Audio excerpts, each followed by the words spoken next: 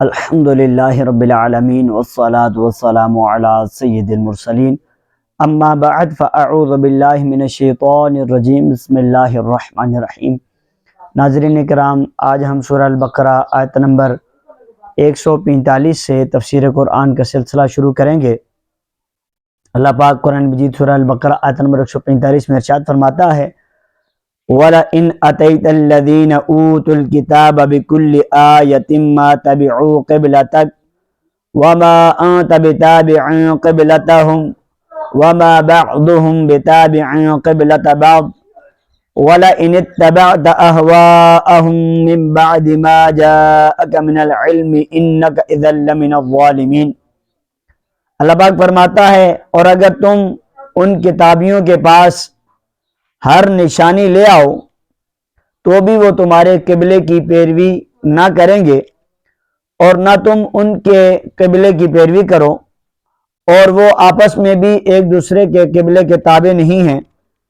اور اے سننے والے، اگر تیرے پاس علم آ جانے کے بعد تو ان کی خواہشوں پر چلا تو اس وقت تو ضرور زیادتی کرنے والا ہوگا۔ یعنی کہ اللہ پاک ارشاد فرماتا ہے کہ اے حبیب، جن اہل کتاب کے دلوں میں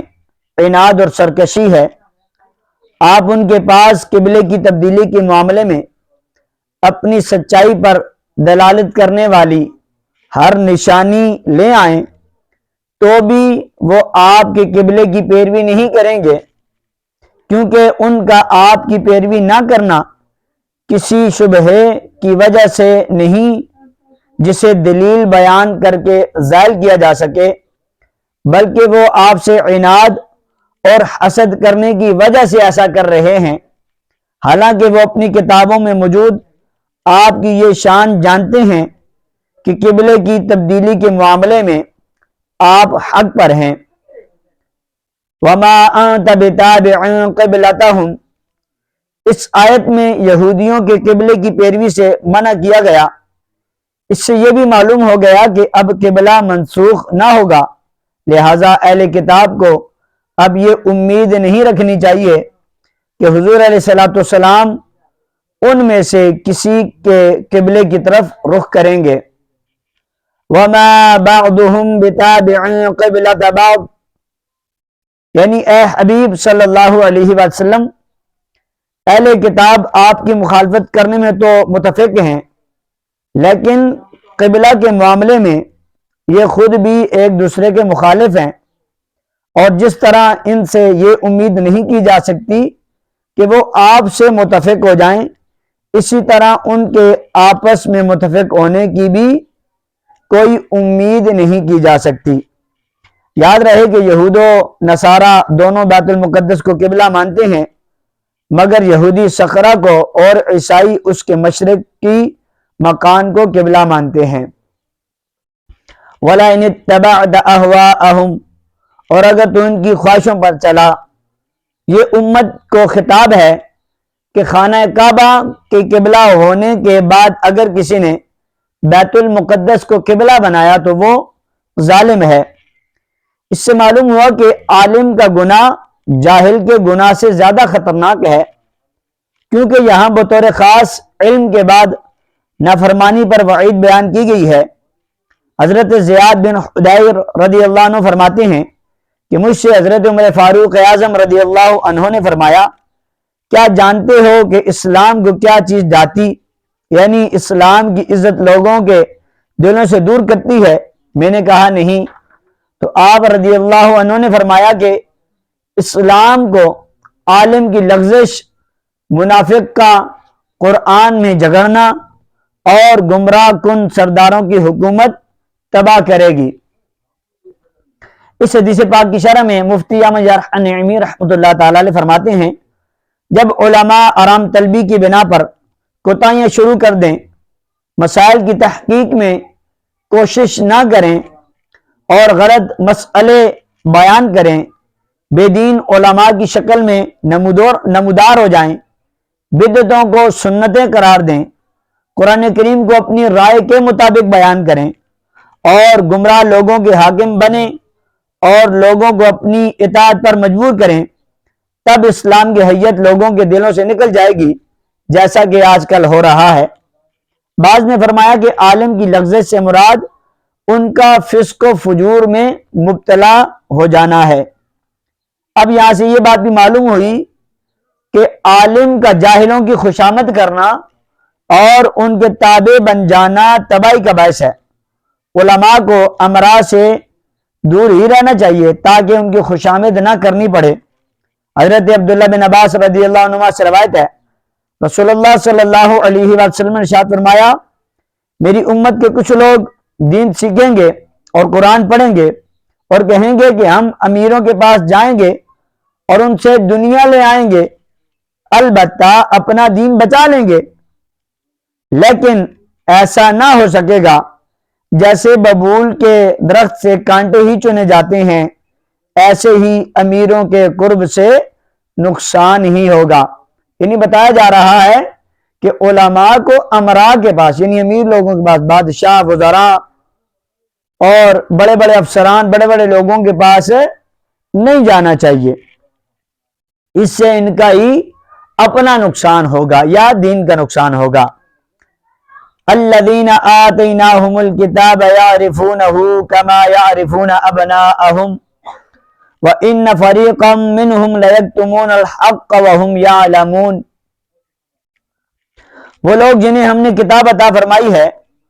وہ اس نبی کو ایسا پہچانتے ہیں جیسے وہ اپنے بیٹوں کو پہچانتے ہیں، اور بے شک ان میں